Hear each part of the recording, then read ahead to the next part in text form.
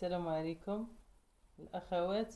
الدرس ديال اليوم كيف ما غتشوفوا بانني غادي نوريكم كيفاش تلصقوا السفيفه من الجهه الاخرى.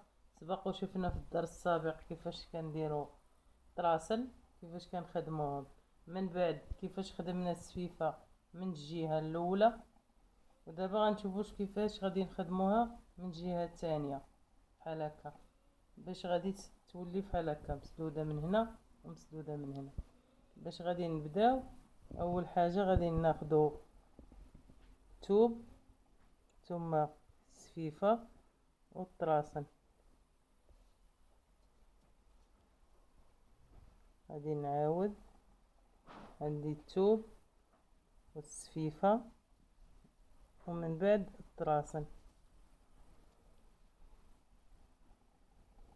كما كتلاحظوا.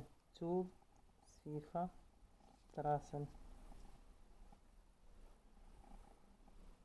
في اتجاه، دائما كنخدم نفس الاتجاه اللي غادا فيه السفيفه، بحال ها هو نفس الاتجاه ديالو غادي نبدا نخدمه.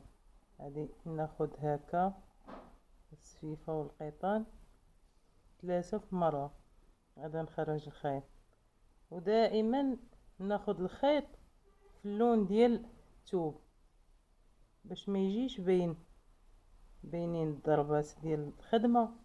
من الاحسن ناخدو في اللون تاع الثوب باش ملي كنخدم ما كيجيش باين.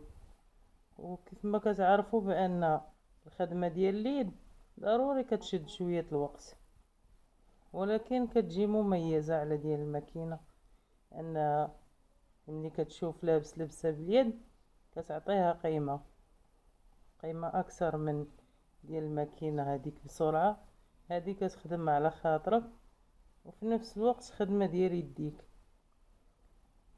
كيف ما كتشوفوا الثوب والسفيفه والقيطان. كنظن الدرس ديال اليوم واضح، وما تنساوش